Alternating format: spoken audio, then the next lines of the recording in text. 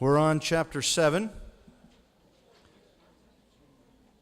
And now we really begin to get into the prophecies that relate more and more to the final empires, particularly the Greece and the Roman Empire, the end of the Medo-Persian Empire, until we come up to, and why do you suppose he wants to take us up to the Roman Empire? Because of the stone that comes and appears at that time, which is the Messiah Yeshua.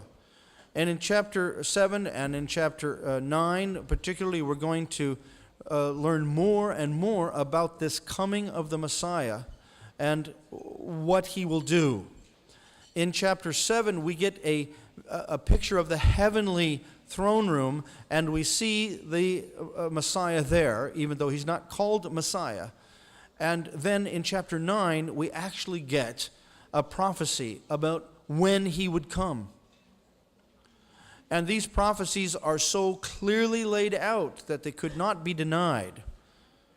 We'll see that there's even the possibility that the reason that the Magi, the magicians, the conjurers, if you want to use that term, from Babylon were looking for the king of the Jews when they saw his star in the sky was because they were aware of what Daniel had written. And after all, he was writing it in Babylon, right? And it may have even been included in the archives of the royal palace of the archives. After all, he was a high statesman within that regime. And so we're moving more and more now towards a picture of the coming of the Messiah, what that will bring about, and ultimately the end of times that is given to Daniel in his visions. All right, let's read. In the first year of Belshazzar, king of Babylon, remember we've moved back in time now, Daniel saw a dream and visions in his mind as he lay on his bed.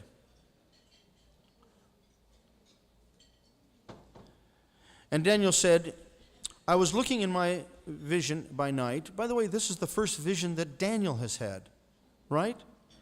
He has interpreted the dreams of others, but now he's had his own vision while laying on his bed. Is a vision that when you're laying on your bed, is that a dream? It's a good question. Is it when you're first falling asleep, when you're just waking up, or who knows? Some have suggested that this was simply a dream, another way of saying a dream, but it's called a vision because it's clearly to be told to us, impressed upon us, that this is from God.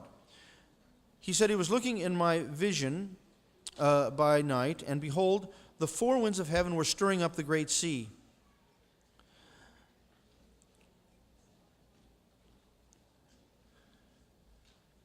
And four great beasts were coming up out of the sea, different from one another. The first was like a lion, and the wings and had the wings of an eagle. I kept looking until its wings were plucked, and it was lifted up from the ground and made to stand on 2 feet like a man. A human mind was also given to it.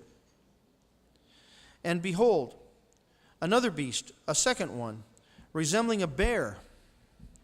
And it was raised up on one side, and 3 ribs were in its mouth, between its teeth. And thus they said to it, Arise, devour much meat. After this I kept looking, and behold, another one like a leopard, which had on its back 4 wings of a bird, and the beast also had 4 heads, and dominion was given to it. Now, is that the strangest vision you've ever heard of? We're really into apocalyptic symbolism here. What does it mean? Well, let's keep reading. And after this I was looking in the night visions, and behold, a 4th beast, dreadful and extremely strong, and it had large iron teeth. It devoured and crushed and trampled down the remainder with its feet, and it was different from all the beasts that were before it. It had 10 horns. And while I was contemplating the horns, behold, another horn, a little one, came up among them, and 3 of the first horns were pulled out by the roots before it. And behold, this horn possessed eyes like the eyes of man, and a mouth uttering great boasts.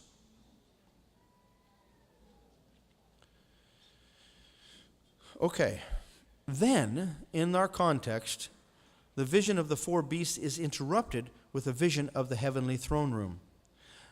Now, when you're interpreting prophecy, when you're reading prophecy, and you see an interruption in the flow of the prophecy, mark that with special attention. Why does he interrupt the vision of the four beasts with a vision of the heavenly throne room? That's a very important question. I'll give you the answer. You probably already know it. It's because it's in the context of these four beasts that God brings about his Messiah. Brings his Messiah to earth as a visible, understandable revelation that he is in control. Now you say, wait a minute. When the Messiah comes to earth, he is ill-treated, he is put to death. How is it possible that he could be viewed as in control? Because what does he do after he dies? He rises 3 days later.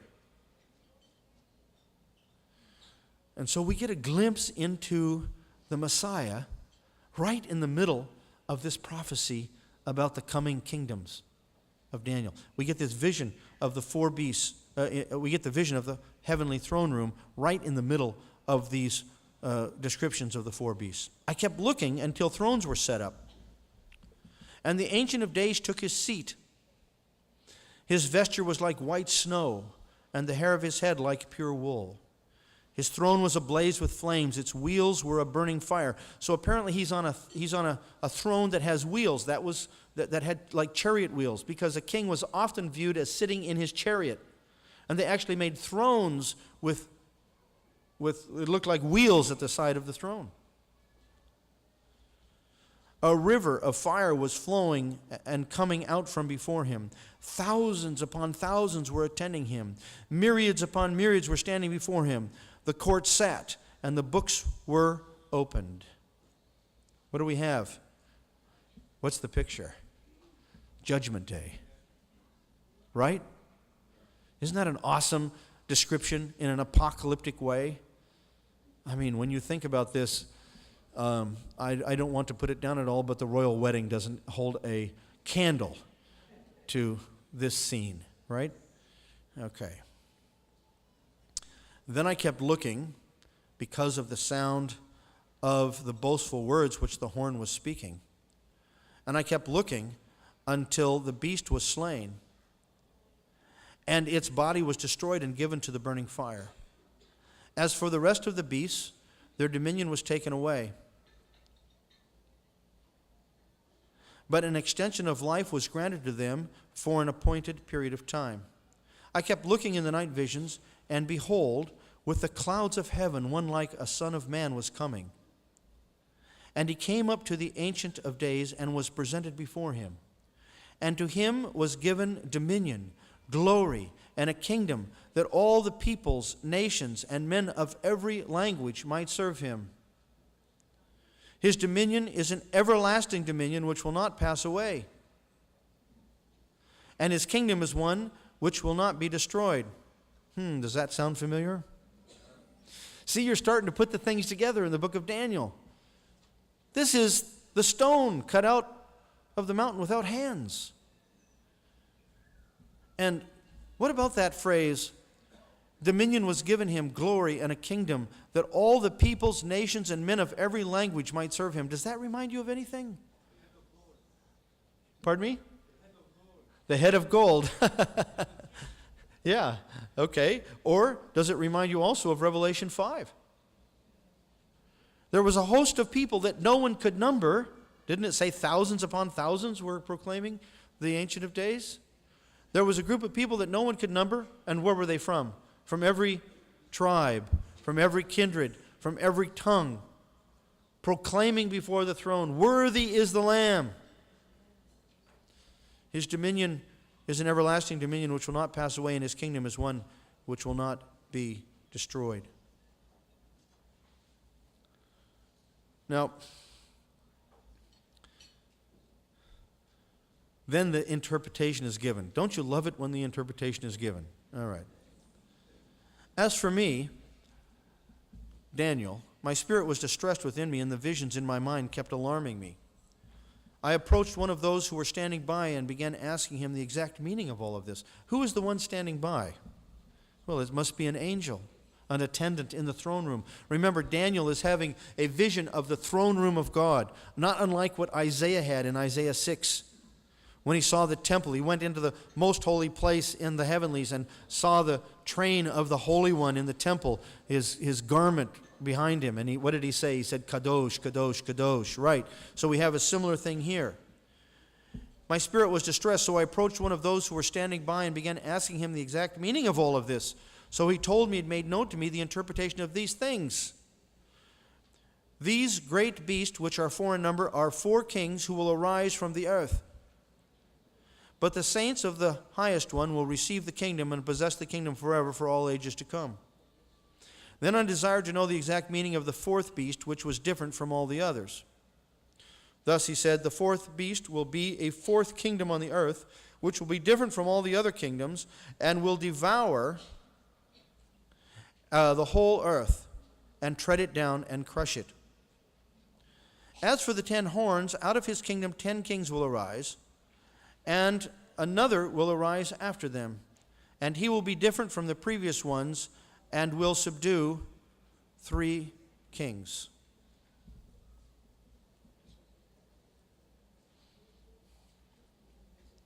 He will speak out against the Most High and wear down the saints of the Highest One. He will intend to make alterations in times and in law. Oh, we've heard that before, haven't we?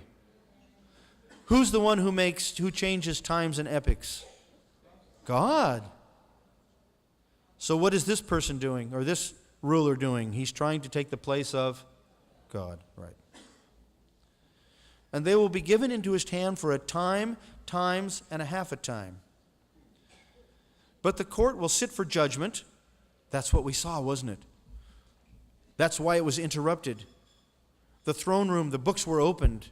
The Ancient of Days was seated upon his throne. The court will sit for judgment, and his dominion will be taken away, annihilated, and destroyed forever. Then the sovereignty, the dominion, and the greatness of all the kingdoms of the whole heaven will be given to the people of the Highest One. His kingdom will be an everlasting kingdom, and all the dominions will serve and obey him. Wow. What would you feel like if you had that vision? I think I'd be shaking, right? You just say, Lord, I know that you chose me to, I could imagine a prophet saying, I know you chose me to be a prophet, but please choose somebody else. I can't take any more of this. It's not such a wonderful thing to see these majestic scenes and have them in your mind and wonder what in the world they mean and be burdened. This is why the prophets would refer to their revelations as a burden. It was a great heavy weight that God was revealing to them. Okay. Let's reiterate the interpretation of the 4 beasts. The 4 beasts come out of the sea or from the earth. And oftentimes in apocalyptic symbolism, the sea means the nations.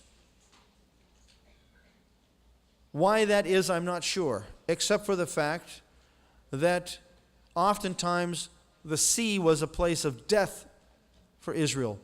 Or the waters, right? Their children were thrown, the sons were thrown into the Nile.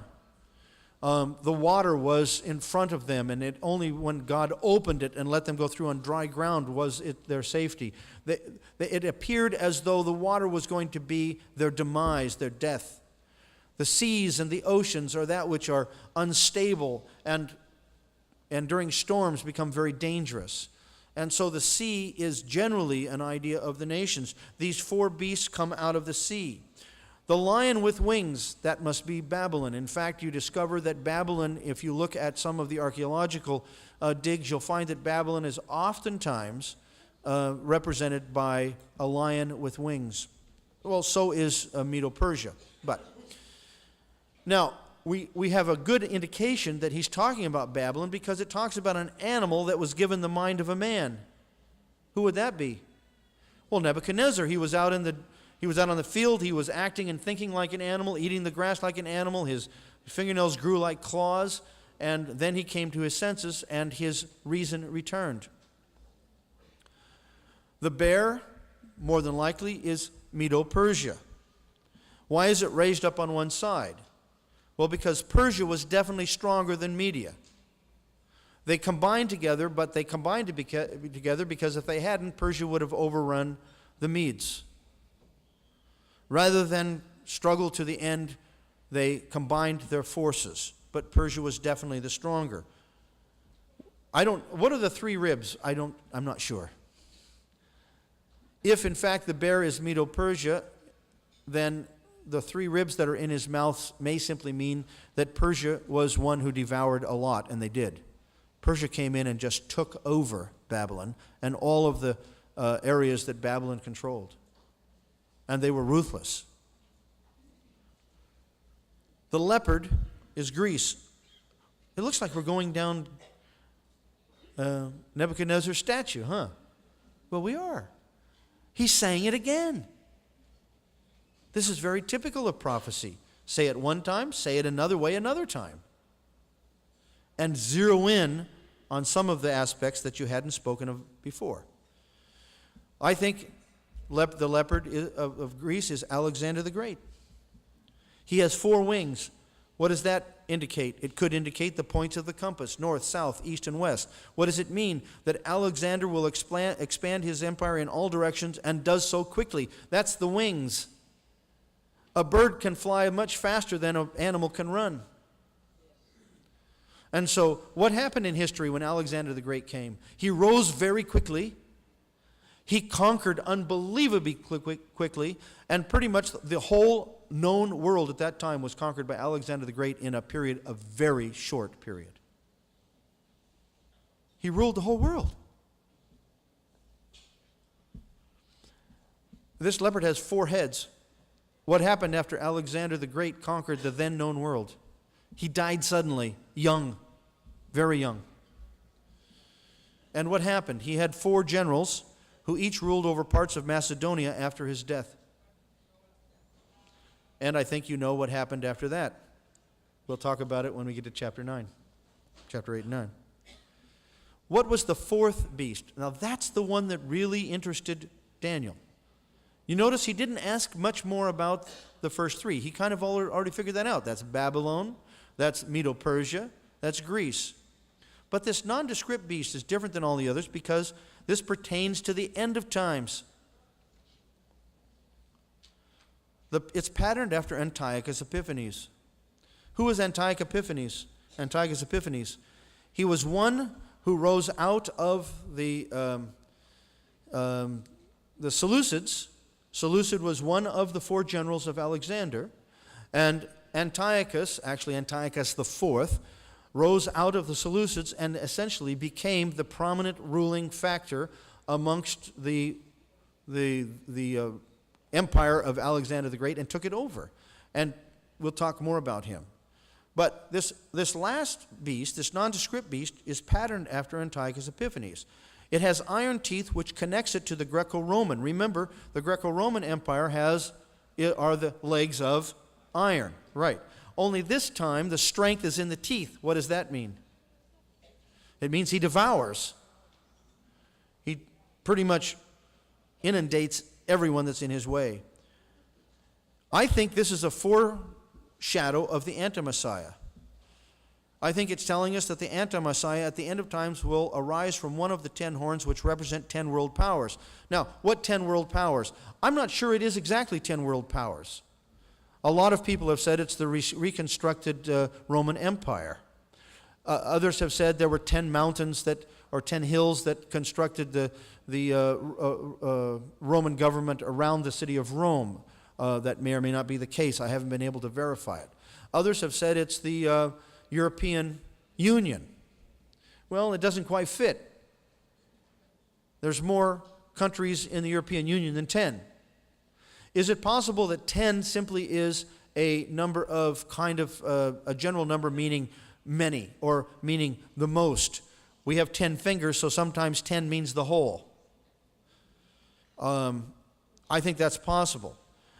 I think out of a coalition of nations, there will arise an anti-Messiah who will be given a lot of power and who will be given authority to lead many nations.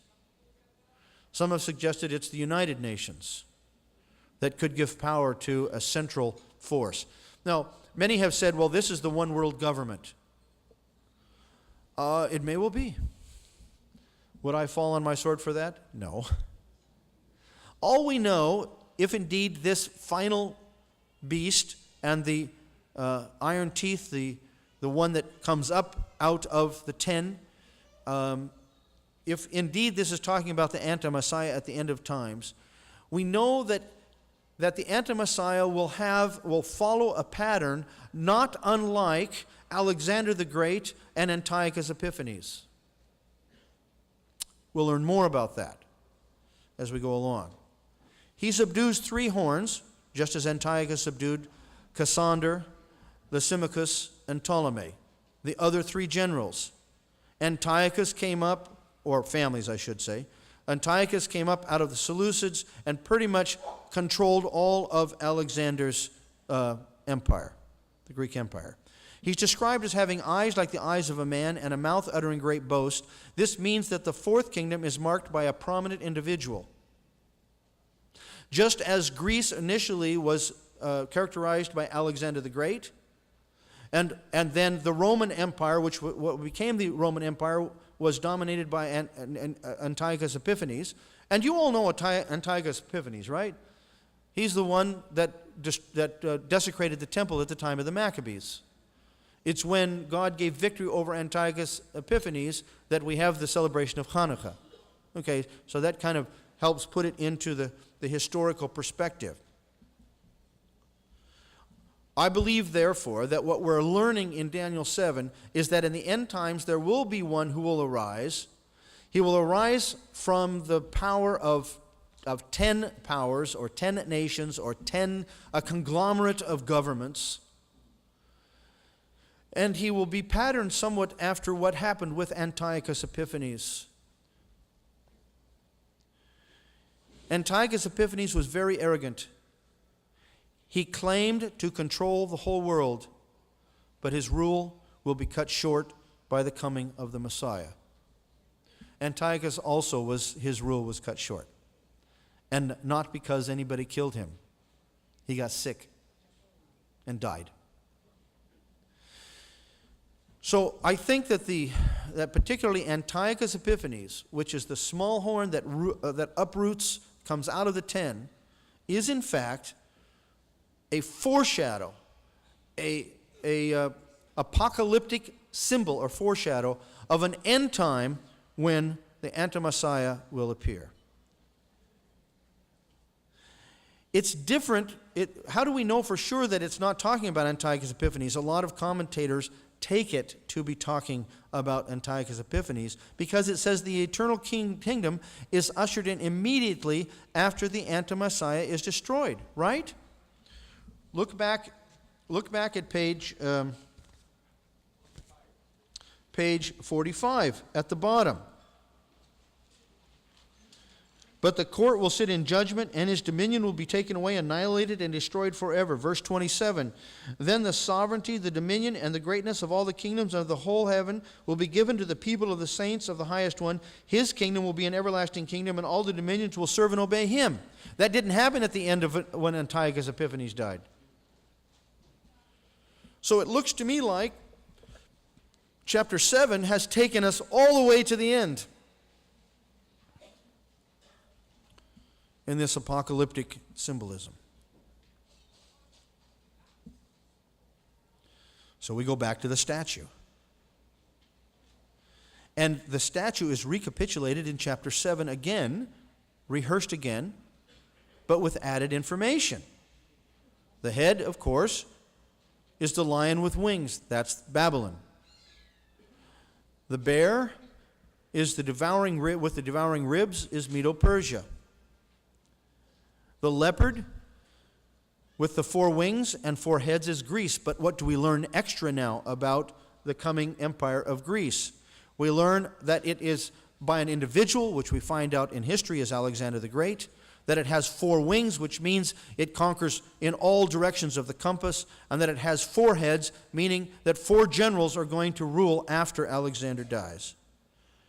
And then we also learn about this nondescript beast, which is the Greco-Roman Empire, and representing the end times ruling powers. Can you understand why that would be the case?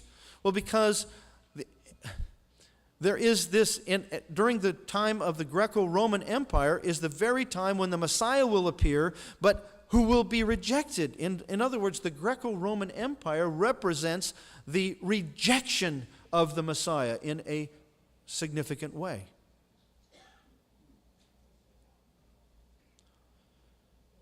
It has iron teeth. There are 10 horns. One little horn comes up before whom 3 of the 10 are uprooted. I don't know what the 3 of the 10, I'm not sure what that indicates. You can read in every commentator that a dispensationalist writes, and he'll tell you exactly what it means. I'm not convinced. I've looked at many of the commentators. I've looked at many of the explanations. They seem to have some value, but oftentimes fall short, and I think are very much prone to personal opinion. So I'm not willing to suggest what the 3 horns that are uprooted are, or even the 10. But what we read is that one like the Son of Man comes on the cloud and brings the eternal kingdom.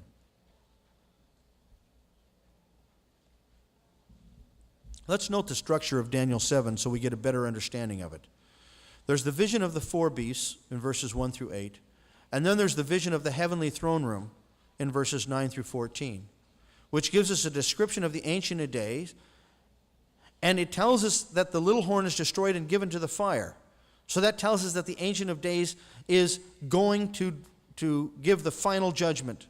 And then it gives us a description of the Son of Man coming with the clouds. I want to talk about that in a little more depth. And then it goes back to the vision and inquiry about the 4th beast, the 10 horns and the little horn. The holy ones of the Most High receive the eternal kingdom. And then there's detailed interpretation of the 4th beast and the little horn. And it says once again that a little horn is destroyed and the holy ones enter the eternal kingdom. So we are definitely at the end of times where the eternal kingdom comes in.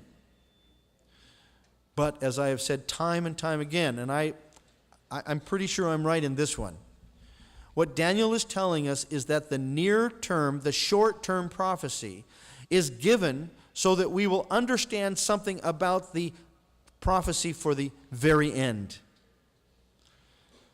If we study the way that Alexander the Great conquered the then known world, if we study the history of Antiochus Epiphanes, by the way, what does Epiphanes mean? Yes, it means manifest. It means made known. And so why did he say Antiochus Epiphanes? Because he said he was God. And he was God who had now finally been revealed to the world. So that vision in the middle of the Ancient of Days and the one who is the Son of Man coming on the clouds, that is in the middle in order to tell us what? Don't be fearful. God is in control.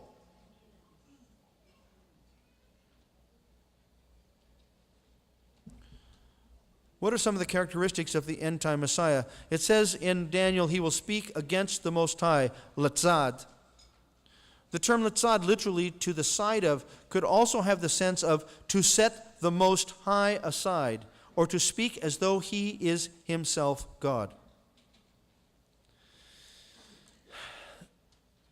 We started out way back when talking about the fact that all down through the ages, people have looked at the prophecies and applied them to their times, right? The Qumrani said, oh, it's talking about us. The people in the year 1000 said, oh, it's talking about us, right? The people in the Holocaust said, this must be it must be the end. The people in Y2K, so many people in Y2K said, this has got to be the end. It didn't happen.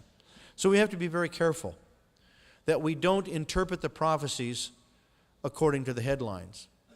But I would like to suggest to you the possibility that the rise of Islam in our times does have some apparent connection with what we see in these end-time prophecies.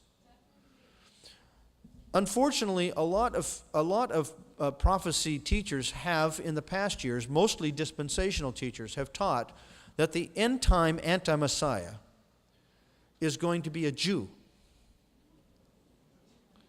We're going to discuss that. I think it's very possible that the end-time anti-Messiah is a leading cleric or even the Mahdi of Islam. You know that Islam has a so-called Messiah. And we can talk at further length, and a lot of this is speculative, we can talk at further length as to why in the world would the Jews, why would they be willing to, give in to that? Because it appears as though even the people of God, Israel, are deceived by this man of sin, by this one who comes with boasting and claiming to be God himself. Now, I can tell you, you can I'm sure, anticipate what the rabbis say about that. Who do they say it was? They say it's Yeshua, because he claimed to be God. But wouldn't we expect the anti-Messiah to do what the true Messiah does? Of course.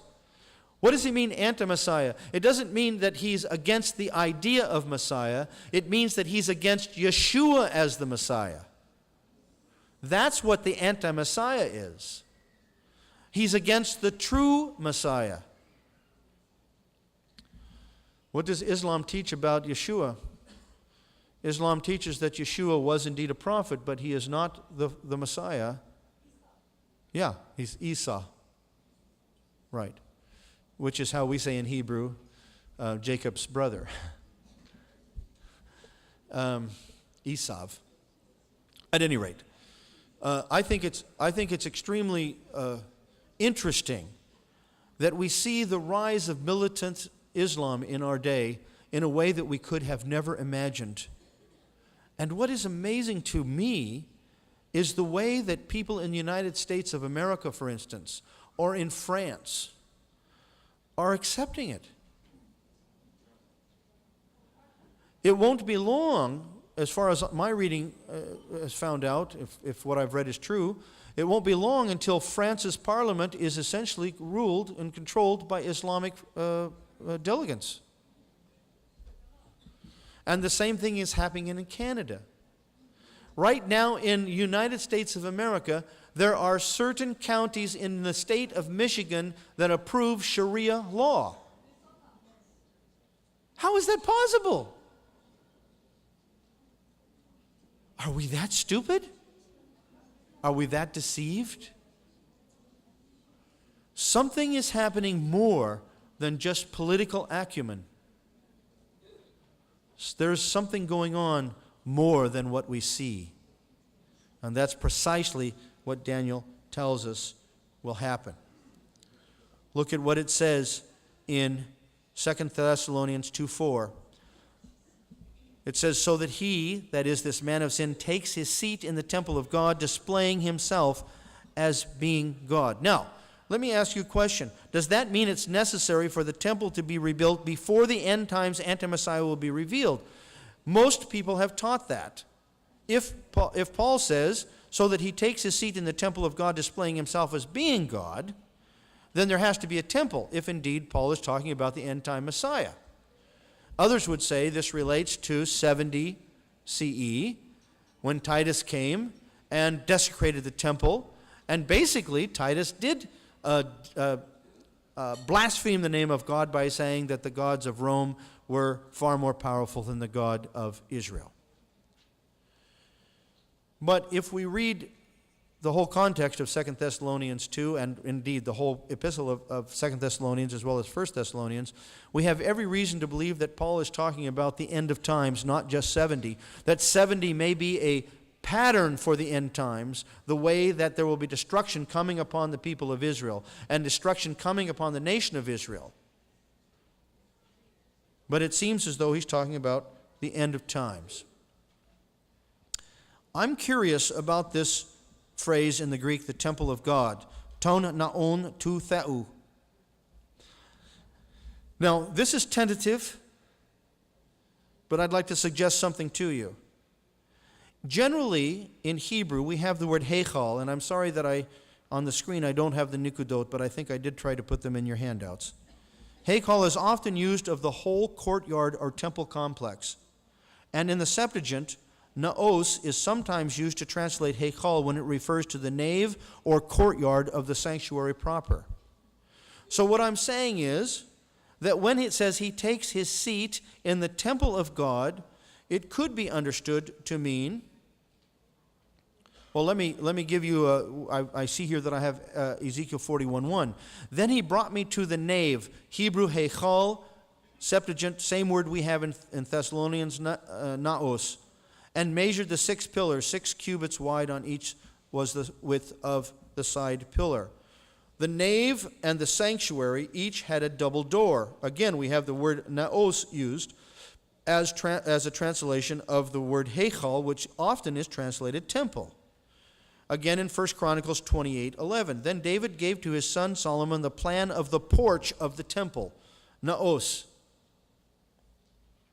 Moreover, the eastern gate of the inner court, naos, of the temple, which was of brass and vastly heavy, and had been with difficulty shut by 20 men. So here we have a quote from Josephus, who uses the same Greek word, naos, not of the temple proper, not of the holy place and the most holy place, but of the inner court, around the temple.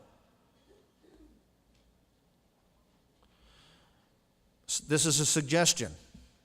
Again, I'll be the first to admit I'm wrong if somebody shows me that I am. I'm not.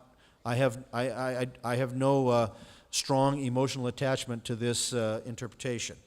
Thus, when Paul, I would say, writes that he, the anti-Messiah, takes his seat in the temple of God, displaying himself as being God, it is possible to understand temple of God to mean the temple court, or even, I might say, the temple mount. Now, if you do some study, I didn't have time to make the nice graphics that I could have, but if you do some study and you find out where the temple actually sat on the Temple Mount, guess what? It's not exactly where you have the dome, the mosque, the Dome of the Rock. It's a little off to the side. Yes. And so what sits there now where the temple court would be? There sits an Islamic structure of praise to Allah. Is there a possibility then that if this one comes who gathers together, I mean, I'm not a scholar in Islam, okay? I've talked to some who are, and I've tried to increase my understanding of Islam. But right now what we see in the Islamic world is that they're not together, they're not unified. They're fighting each other. But what could happen if someone would arise who could unify the Islamic nations? Could we then, and again we're just trying to understand what might be from what we read in Daniel 7. If the Islamic nations were united, what do you think would be their first mission? To wipe out Israel. Is this what is meant when it says all the nations shall come up against Jerusalem? Now, I think we have to be careful when it says all the nations. Does it mean all the nations when it says all the nations of the world? This is a dilemma we have as we try to interpret prophecy, and that is how we're to interpret the word world. Now, I could get myself in trouble here, but let me just think out loud with you, and if you'll think with me, then we'll be on the same page. When a person in the ancient world, say in the time of Isaiah, or say even in the time of the first century, when they used the word world, what came into their mind? When I say the word world to you, or the word earth to you, what comes into your mind and my mind is a globe, is a ball, right? We've seen pictures from various satellites and from various manned rocket missions of the Earth hanging out in space. We have them on our desktops. We have them, you can look in the internet and find a picture of the world. And when we say world, we see this ball that's hanging out in space. And we even can see the various continents on it and so forth and so on. What did the person in the first century think of when they encountered the word world or the word earth? I don't think they envisioned a globe, a ball hanging out in the space. Now, I think they did understand that there was a totality when we talk about the flood being over the whole earth. I think they did believe that it encompassed every part of whatever was the earth. I believe in a global flood. I don't believe in a local flood. I don't think it works. On the other hand, when it says all the nations of the earth shall come up against Jerusalem, this is haaretz. Can it be all the nations of the land? That is, all the nations that surround the land. And if you look now at the map, who are all the nations that surround the land? They're all nations that are controlled by Islamic clerics in one way or another. So, if there were, again, just saying if, capital I, capital F, if there were a Muslim who arose to power who could unite the Muslim nations against Israel, I think we could see an attempt to bring to pass what Daniel is talking about. And I don't think there needs to be a temple built to do it. I think there can be a desecration, and already is a desecration, on the very place where the courtyard of the temple existed. I think that's a possibility, a possible interpretation. Thus, I would say it is not necessary for the Jerusalem temple to be rebuilt in order for the anti-Messiah to take his seat in the temple of God. For this phrase could refer to the place where the temple courts of the second temple existed, that is, the Temple Mount. Paul's words could just as well mean he takes his seat, which means to establish his presence or his authority, in the place of the temple courts, that is, the Temple Mount. You and I all know, both know, all of us know, that there is a fight on right now for the Temple Mount. And if the Islamic clerics have their way, they will be in control of the Temple Mount, right in the heart of Jerusalem. In fact, in many ways they already are. I can't go up on the Temple Mount, even if I wanted to, which I don't, but I couldn't go up on the Temple Mount with a kippah and pray. Why? Because the people that control the Temple Mount wouldn't allow me to. Right?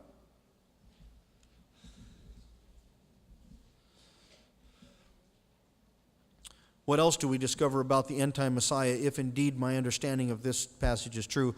He will intend to make alterations in times and law. In times, acting as though he controls the earth event. You see, I've heard a lot of messianics say, well, this was Constantine, or this was somebody who ruled Sunday instead of Sabbath. I don't think that's what we're talking about here. I think it means that he is going to control the calendar in general for the world, and he's going to initiate certain festivals that would need to be followed.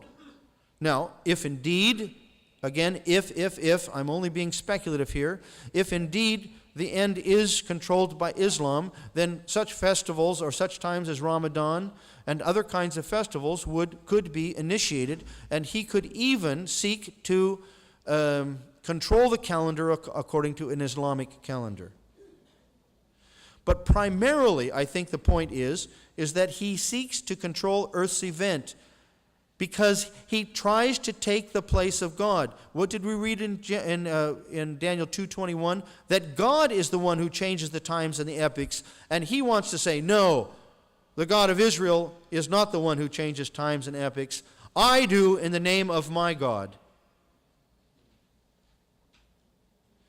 So he tries to put himself in the place of God as the one who controls all things. He tries to make change in law. Paul refers to the anti-Messiah as the man of lawlessness.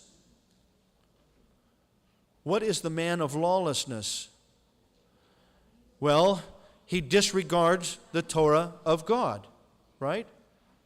Does Islam do that? Oh, big time. Big time.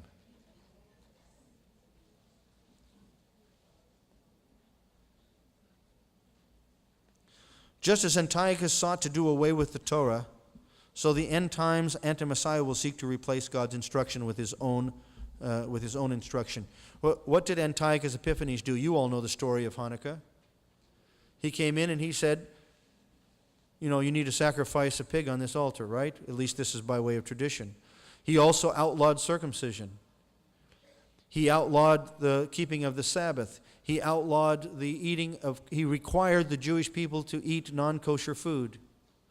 His point was simply this: Judaism is standing in the way of the advancement of the culture of the Greek Empire and Roman Empire. We have these Jews who simply won't change their ways. They won't get with the program. And so either they change or they die. Well, it appears as though the anti-Messiah is going to do the same thing in the end times. He's going to outlaw the kinds of things that we find to be necessary for our worship and expression of praise to God. That is, obeying the Torah. A third thing, but his tyranny is already decreed by God for a fixed time. What does times and a half a time mean? Well, first of all, you have no way of saying that it's a week, that it's a period of 7. It just isn't the word. Edon in the Aramaic simply means a time period. All right? It's very close to what the Greek is eon. Eon can mean a year, but it can mean a time period. And it does not necessarily mean a year. I'm not sure that it does. It is a general term for a period of time without specific duration. Here's my suggestion. If we can get ourselves out of the idea that has been pounded into our head over years and years and years for those of us who have studied prophecy, that times and a half a time is obviously 3.5 years because it's half of 7, which is perfect, and so forth and so on. The dispensationalists have ground that into our mind, so we can't even hardly say the phrase without thinking 3.5 years. But what would it look like if we had never heard about 3.5 years and we just read time and a half at times?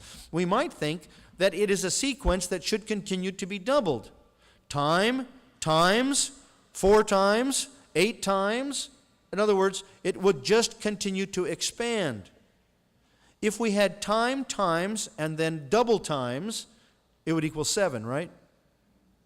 A time, 2 times, now double 2, and you get 4, that equals 7. That would be the idea that he controls forever.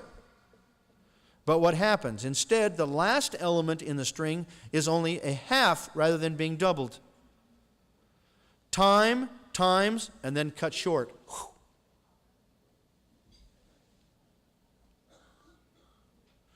This might indicate that though he thinks he is in control, his rule is cut short by God. This is precisely what happened to Antiochus Epiphanes. Antiochus Epiphanes was so arrogant. He spoke out against everything. He said he was the greatest that ever lived. He said he was the creator. He said he was worthy of all worship, etc., etc. And what happened?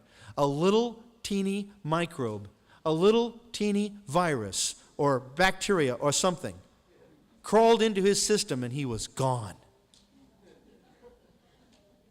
He was cut short long before he fulfilled all that he intended to fulfill.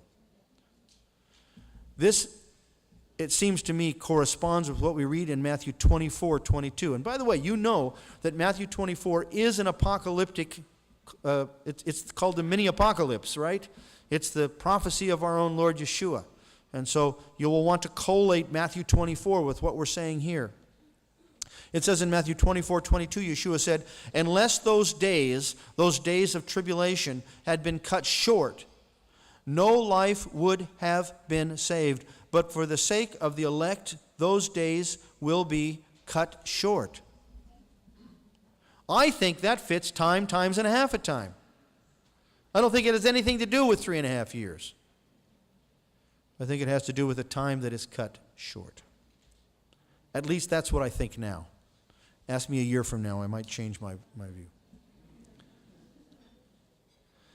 His utter destruction is immediately followed by the establishment of the eternal kingdom ruled by the Most High and his holy ones.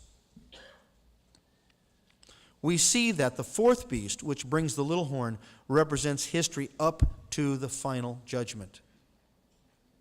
So just like in chapter 2, we had all of these kingdoms, and then we have the rock that comes and crushes them all, and it says, this is a kingdom that will never end, takes us to the very end. So when we come to chapter 7, and it reiterates some of those kingdoms, we also come to the end of times where we have this anti-Messiah whose time of arrogance is cut short, and the kingdom, the judgment comes, and the kingdom, eternal kingdom, is ushered in. So we might be able to represent it this way. We have the lion, the bear, and the leopard, but really the fourth beast is the focal point. Because it's talking to us about the conflict, the war between the Son of Man, who is Messiah, who destroys the little horn, the anti-Messiah. And what does this mean? This is why the vision of the thrones was included in the middle of describing the four beasts, to emphasize that the Son of Man comes on the clouds to defeat Satan and his anti-Messiah and to win eternal victory for his people. Therefore, it's coming. Whether we'll be alive when it comes, we don't know. But if it does come, we can be confident of this: he will be defeated. We go into a time of tribulation with this sure hope: he and his anti-Messiah regime will be defeated.